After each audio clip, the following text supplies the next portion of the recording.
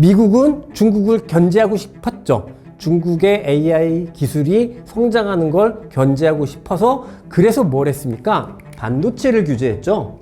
근데 이게 오히려 중국의 반도체의 성장 요인이 되었고, 그러니까 자체로 반도체를 개발해야 된다라는 욕구를 자극시켰고, 그렇기 때문에 일단 딱 느낌을 봤을 때 확실히 중국의 클라우드도 미국의 클라우드 이상이다라고 이야기할 수는 없겠지만 만만치 않게 계속해서 성장하고 있구나라고 볼 수 있을 것 같아요. 다만 서방에서는 절대적으로 중국의 AI 성장을 막겠죠. 중국의 AI는 기본적으로 발전에 한계가 있는 거 아니야? 라고 생각할 수 있는데요. 제가 좀 재미난 생각을 해봤어요. 지생 여러분 안녕하세요. 주식 테마파크 시간입니다. 아시는 대로 주식 테마파크 이 시간은 섹터면 섹터, 테마면 테마, 조금은 작은 범위에서 제 고민을 여러분이랑 같이 공유하는 그런 시간인데요. 많이들 관심이 많으신 AI 클라우드에 대해서 말씀드리는 AI 클라우드 테마파크 시간입니다. 우리가 이야기를 진짜 AI 되게 많이 하기는 하지만 결국 기업들의 실적, 특히 빅테크 실적은 클라우드 컴퓨팅 쪽에서 나오는 것 같고, 그러니까 클라우드 컴퓨팅이 중요한 것 같기는 해요.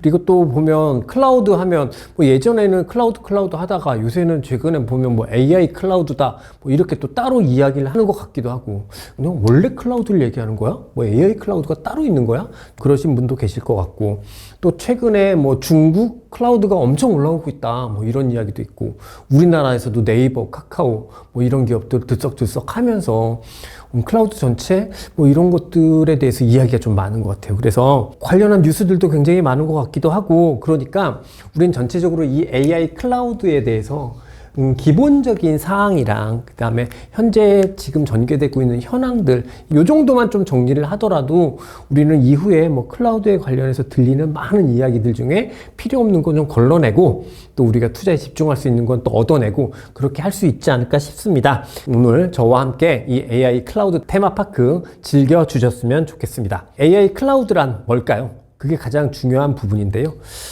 사실 이거는 구분해서 봐야 됩니다. 결국은 다 클라우드지만 일반 클라우드하고 AI 클라우드는 우리가 구분돼서 생각할 필요가 있다, 이렇게 말씀드리고 싶고요. 그래서 기본적으로 이 AI 클라우드는 AI 학습, AI 모델 이런 것들과 관련이 깊은 클라우드다. 일단 이렇게 이제 정의를 할 수 있을 것 같습니다.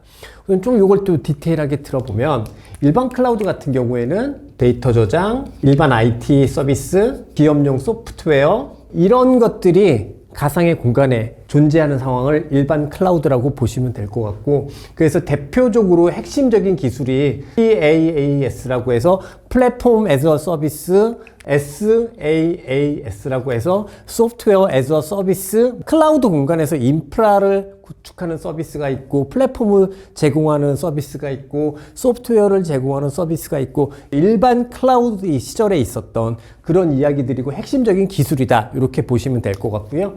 두 번째, 이 AI 클라우드 같은 경우에는 그냥 간단하게 우리 AI 모델 많이 얘기하잖아요. 그죠? 챗 GPT를 대표로 해서 이런 AI 모델을 클라우드 내에서 학습하고, 그리고 이 AI 모델을 이용해서 AI 모델을 배포하고, 이 AI 모델을 이용해서 서비스를 제공하고, 생성형 AI를 서비스하기도 하고, 거기에만 집중화되어 있는 클라우드, 그 클라우드를 우리는 AI 클라우드라고 구분해서 부른다, 이렇게 이해하시면 될 것 같고요.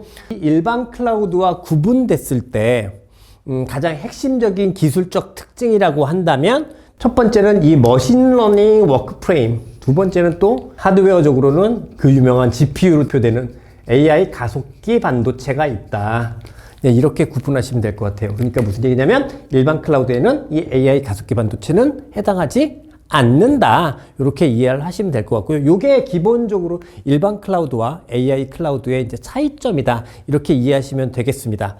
기본적으로 이 클라우드 시장, 일반 클라우드랑 AI 클라우드를 합쳤을 때 전체적인 시장 규모가 어떨까 보면은, 미국 기준으로 해서 2025년에 정확한 건 아닙니다. 시장 규모가 1조 달러 이상 정도의 규모라고 하고요. 이게 우리나라 돈으로 치면 1,400조가 넘으니까 살벌한 금액이기는 합니다. 그리고 이 중에서 이 AI 클라우드의 비중, 전체 이 1조 달러에서 AI 클라우드 비중은 2024년 기준으로 생각을 했을 때는 한 15에서 20% 정도 된다고 해요. 그리고 이제 각 클라우드도, 일반 클라우드도 계속해서 성장을 계속 하거든요. 그래서 이 성장률을 한번 생각을 해보면 일반 클라우드가 보통 한 15% 내외의 성장을 하고 있고 AI 클라우드 같은 경우가 이제 35% 내외의 성장을 하고 있다. 이렇게 이해를 해주시면 좋을 것 같습니다. 일반 클라우드, 그 다음에 AI 클라우드에 대해서 대략적인 구분을 해봤고요. 그러면 미국이 이제 AI의 본산이니까 미국의 이 AI 클라우드의 대표적인 기업들은 뭐가 있다? 첫 번째 대표적으로 아마존의 AWS가 있을 거고요. 그 다음에 마이크로소프트의 애저가 있습니다. 근데 이것만 있는 게 아니라 알파벳에 구글 클라우드라는 게 따로 있고요. 그 다음에 또 제가 종종 말씀드리고 있는 IBM의 IBM 와튼이라는 클라우드도 있습니다. 또 엔비디아도 클라우드가 있습니다. 엔비디아도 AI 클라우드라고 있고요. 오라클 클라우드라고 존재를 합니다. 이런 것들이 미국에 있는 대표적인 AI 클라우드 회사들이다 라고 이해를 하시면 될 것 같고, 특히나 이 중에서 하이퍼스케일 클라우드, 하이퍼스케일 데이터 센터 뭐 이런 거 들어보셨나요? 하이퍼스케일 데이터 센터, 하이퍼스케일러 데이터 센터를 가지고 있으면 가장 학습 능력도 좋을 거고, 그다음에 역량도 뛰어날 거고, 그다음에 이 스케일 자체가 크기 때문에 여러 고객사들의 뭔가의 서비스를 하는데 가장 용이하겠죠. 그래서 대표적으로 이 하이퍼스케일러를 중심으로 해서 AI 투자가 이루어진다 라고 보면 될 거고요. 이 하이퍼스케일러에 포함되는 회사들이라면 AWS, 애저, 구글 뭐 이런 것들이 대표적인 하이퍼스케일러이다. 이렇게 이해를 해주시면 좋을 것 같아요. 자, 보겠습니다. 빅테크는 결국은 AI 클라우드 위에서 뭘 하는 거죠? AI 모델을 학습시키고 성장시켜서 배포하는 겁니다. 그렇죠? 그렇기 때문에 이 빅테크 입장에서 보면은 이 클라우드 비즈니스가 얼마나 성장하는가가 가장 핵심적인 캐탈리스트가 될 겁니다. 그래서 주가를 본다고 하면 빅테크 같은 경우에는 클라우드 컴퓨팅의 실적, 이게 가장 중요한 핵심적인 캐탈리스트이다. 이렇게 이해를 하시면 좋을 것 같고요. 그 다음에 AI 랠리 전체, AI 랠리에서는 보면 AI 관련한 게 이런 빅테크들이 만드는 플랫폼 AI를 가지고 소프트웨어 서비스를 하는 쪽도 있고, 그 다음에 또 이 빅테크가 계속해서 AI 클라우드 데이터 센터를 막 만들다 보니까 거기에 필요해서 반도체부터 뭐 전력기기에서부터 여러 가지로 이렇게 하드웨어들이 발전을 하는 거잖아요. 그렇기 때문에 이 AI 전체로 보면은 특히 소프트웨어, 하드웨어로 보게 되면 가장 핵심적인 주가의 캐탈리스트는 빅테크의 캐펙스다. 이렇게 이해를 해주시면 좋을 것 같아요.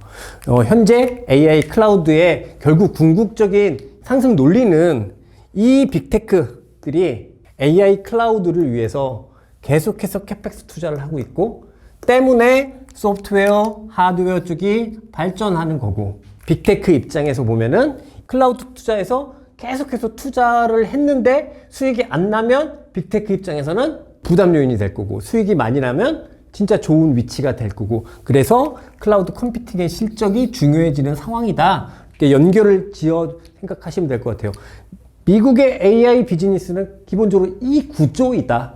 결국 AI 클라우드 싸움을 하는 거고, 그렇기 때문에 이 빅테크의 투자가 기본적인 캐펙스가 기본적인 가장 핵심적인 요인이다. 이렇게 이해를 해주시면 좋을 것 같아요. 근데 이제 지금까지 살펴본 게 이제 미국 AI 산업의 클라우드를 중심으로 한 전반적인 상황이었는데, 이제 미국에만 있는 게 아니라 이제 최근에 딥식 이후로 이제 중국의 AI도 되게 관심을 받고 있는데, 중국 클라우드, 특히 AI 클라우드도 성장을 하고 있다는 이야기가 굉장히 많이 들리고 있죠. 중국 같은 경우에는 일단 뭐 중국은 정부 주도 국가니까 2030년에 AI 1등 하겠다. 요게 이제 기본적으로 중국의 AI 굴기라고 해서 내세운 목표고요. 그래서 중국의 AI 상황들을 제가 쭉 서치를 해봤더니 중국에도 빅테크 3가 있잖아요. 알리바바, 탄센트, 바이두 뭐 이런 기업들을 들 수 있을 겁니다. 이게 이제 기본적인 중국의 빅3인데요. 이 중국의 AI 클라우드 현황을 보면 요 세 기업 모두 다 언어 모델을 가지고 있습니다. 그리고 우리 딥식에서 봤듯이 수많은 스타트업을 기준으로 해서 스타트업들이 언어 모델을 개발하고 있는 것으로 알려져 있고, 뭐 이거는 정확하게 확인된 건 아니지만 중국에는 딥식 수준의 AI 언어 모델이 뭐 한 200개는 있다더라. 뭐 이런 이야기까지 있는 상황입니다. 데이터 센터 규모도 사실 중국이 미국 전체 데이터 센터 숫자만 치면 중국이 미국의 한 절반 정도는 가지고 있다고 해요. 특히 우리가 요 AI 클라우드를 지금 이야기하고 있지만 앞서 잠깐 일반 클라우드를 얘기를 했잖아요. 일반 클라우드 같은 경우에는 중국의 알리바바가 아마존의 AWS, 마이크로소프트 애저에 이어서 3등입니다. AI 클라우드는 아니지만 최소한 일반 클라우드에서는 알리바바의 클라우드도 3등이다. 그러니 중국의 클라우드 기술 자체도 그렇게 무시할 수준은 아니다 라고 이해를 해볼 수 있을 것 같습니다. 근데 우리가 앞서 봤듯이 AI 클라우드가 일반 클라우드랑 구분할 수 있는 가장 기술적인 특징 중에 하나는 AI 가속기 반도체라고 하잖아요. 그래서 이제 사실 미국도 알고 있었어요. 중국의 AI 기술이 만만치 않다라는 거를. 한 5년 전까지만 하더라도 AI와 관련되어 있는 논문의 숫자가 중국이 미국보다 훨씬 더 많았다고 하거든요. 그 정도로 기술이 있다는 것도 알고 있었고. 그래서 미국은 중국을 견제하고 싶었죠. 중국의 AI 기술이 성장하는 걸 견제하고 싶어서, 그래서 뭘 했습니까? 반도체를 규제했죠. 근데 이게 오히려 중국의 반도체의 성장 요인이 되었고, 그러니까 자체로 반도체를 개발해야 된다라는 욕구를 자극시켰고, 그래서 알려진 바에 의하면 이 알리바바하고 국영기업인 화웨이 같은 경우에는 엔비디아의 H20 레벨, 성능으로 치면은 A800과 H800 사이 정도에 있는 반도체를 가지고 있는 것으로 알려졌고요. 이게 이제 이름이 알리바바에는 쿤눈이라는 반도체, AI 가속기 반도체가 있고, 하웨이에는 엑센트라는 이름의 AI 가속기 반도체가 있는 상황입니다. 그렇기 때문에 일단 딱 느낌을 봤을 때 확실히 중국의 클라우드도 미국의 클라우드 이상이다라고 이야기할 수는 없겠지만 만만치 않게 계속해서 성장하고 있구나라고 볼 수 있을 것 같아요. 다만 서방에서는 절대적으로 중국의 AI 성장을 막겠죠. 중국의 AI는 기본적으로 발전에 한계가 있는 거 아니야? 라고 생각할 수 있는데요. 제가 좀 재미난 생각을 해봤어요. 인구가 꼭 그렇게 절대적인 기준은 아니지만 하나의 기준이 될 수 있을 것 같아서 인구를 한번 따져볼까? 이런 생각을 했는데, 미국이랑 유럽이랑 인구를 합하면 얼마인지 아십니까? 이게 한 8억 정도 됩니다. 남미가 4억 정도 되는 거로 제가 파악을 했거든요. 그러면은 이제 한 12, 13억 되는 것 같습니다. 근데 중국 하나만 인구가 14억이에요. 그러니까 이거 세 개를 먹어도 이거하고 비슷한데 구매력이나 경제력의 차이가 있기 때문에 이걸 인구로 비례한다고 할 수는 없겠지만, 중국이 서방 쪽으로 진출하지 못한다고 해서 중국의 AI가 성장하지 못할 거다라고 판단하는 것도 저는 좀 무리가 있다는 생각이 들더라고요. 특히나 최근에 보면 중국이 가장 공을 들이고 있는 게 아시아입니다.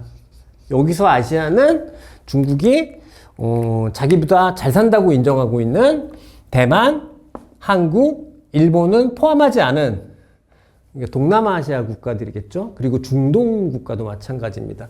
이쪽을 중심으로 해서 적극적인 AI 클라우드에 진출이 있거든요. 얼마 전에도 태국의 알리바바가 AI 클라우드 데이터 센터를 짓는다, 뭐 이런 결정을 하기도 했었고, 그렇게 생각을 해보면 다시 앞서 말씀드린 대로 서방 세계는 무조건 막을 거고, 제가 생각할 때 중국의 AI 클라우드가 서방 세계로 침투할 확률은 높지는 않다라고 생각이 듭니다. 하지만 어찌됐든 이 정도 인구 구조를 가지고 있고 아시아까지 확장된다고 한다면 중국의 AI 클라우드가 뭐 성장하지 못할 거다라고 보는 거는 오히려 그건 너무 비관적인 해석일 수도 있다라고 말씀드리고 싶습니다.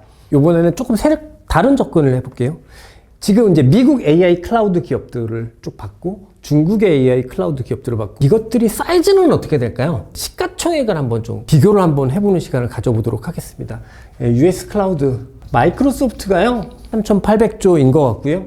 아마존이 1,500조, 그 다음에 알파벳 여기도 한 1,500조 정도 할게요. 그리고 메타가 2,400조 정도 되는 것 같습니다. 그래서 대충 이 정도의 시가총액을 가지고 있고요. 그러면 중국 클라우드는 어느 정도일까 보면 탄센트가 860조, 알리바바입니다. 430조, 그리고 바이두가 50조 정도 되는 거로 이제 마지막으로 우리나라 네이버가 16조, 카카오가 13조 정도 되는 것 같아요. 이게 딱 보면 이제 어떤 느낌 드십니까?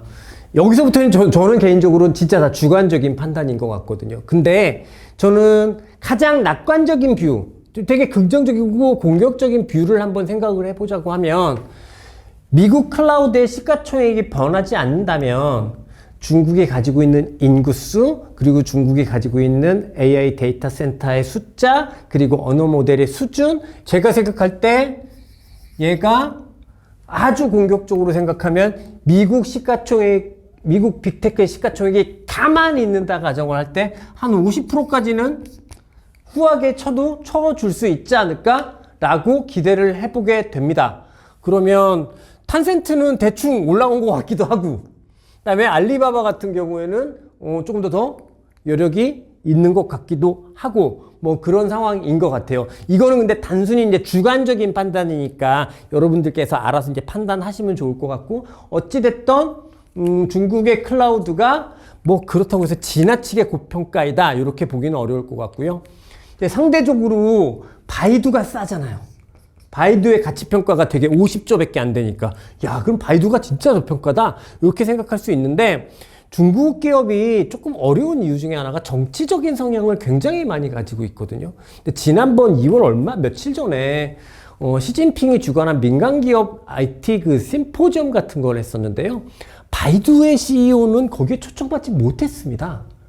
그래서 기술적인 강점을 엄청나게 가지고 있는 회사임에도 불구하고 그래서 계속해서 저평가 영역에 있는 것 같아요. 우리나라로 가면 사실은 16조, 13조 어떻게 보이시나요? 제가 볼 때는 뭐 적절해 보이기도 하고 그렇습니다. 왜냐하면 앞서 얘는 100개가 넘는 데이터 센터, 얘도 그 절반 넘는 AI 클라우드가 있는데 보더라도 3개 이거밖에 안 되고 언어 모델도 별로 없고 엔비디아한테 다 집중되어 있는 상황이고, 이렇게 보면은 좀 취약한 구조인 것 같고, 이러면 이 정도 시가총액이 뭐 적정해 보이는 거 아니야? 라고 생각이 들기도 합니다만, 사실 미국의 소프트웨어 기업들, 언어 모델을 가지고 있지 않는 소프트웨어 기업들 중에서 사실 이제 이런 빅테크들이 만들어낸 소프트웨어를 가지고 훌륭한 생성형 AI를 기반으로 한 AI 소프트웨어를 제공하는 기업들 같은 경우에는 시가총액이 몇백조에도 가기도 하거든요. 그들 언어 모델 없음에도 불구하고. 그러면 올해가 이제 AI 에이전트 시대잖아요. 이 AI 에이전트 시대에 맞서서 네이버하고 카카오가 나름의 의미가 있는 AI 소프트웨어 쪽에서의 진일보를 보여준다고 한다면 클라우드 비즈니스에서는 사실 한계가 있는 것 같아요. 클라우드 비즈니스에는 한계가 있다고 볼 수 있지만 나름 AI 에이전트 시대의 소프트웨어에서 의미 있는 성장을 보여주게 된다면 뭐 16조, 13조는 사실은 되게 매력적인 시가총액이다 라고도 저는 생각이 들더라고요. 그래서 지금 상황에서는 정말 네이버, 카카오가 앞으로 하기에 달렸다 라고 생각이 드는데, 우리나라 소프트웨어 기술이 그렇게 나쁜 나라는 아니라고 하니까 또 한번 기대해 볼 수 있지 않을까 라는 생각도 해봅니다. 네, 이상으로 오늘 이제 테마파크에서는요 AI 클라우드에 대해서 기본적으로 전체적인 시장 현황 이런 것들을 중심으로 말씀을 드렸습니다. 저는 사실 오늘 딱 마음 같아서는 현황도 한번 말씀을 드리고, 그다음에 AI 사업 기본적인 비즈니스 구조도 말씀을 드리고 뭐 그런 것까지 한번 가고 싶은데 오늘은 시간 관계상 기본적인 현황에 대해서만 말씀을 드렸거든요. 하지만 요 정도 현황만 가지고 있다고 하더라도 일단 우리가 투자하는 데는 그래서 대부분 이 현황들이 이렇게 일목요연하게 머릿속에 들어가 있지 않잖아요. 저와 함께 고민하시면서 이 정도만 머릿속에 넣는다고 하더라도 이후에 투자할 때 뭔가 좀 큰 지침은 될 수 있을 것 같고, 다음번에 꼭 시간을 내서 이 AI 클라우드의 기본적인 산업 구조, 거기서 파생되는 비즈니스 구조, 거기에 해당하는 기업들, 그런 것들까지 또 찍어보는 시간 가져볼 수 있도록 하겠습니다. 네, 이상 테마파크 마무리하도록 하겠습니다. 저는 찐쌤 김진이고요. 끝까지 들어주셔서 감사합니다.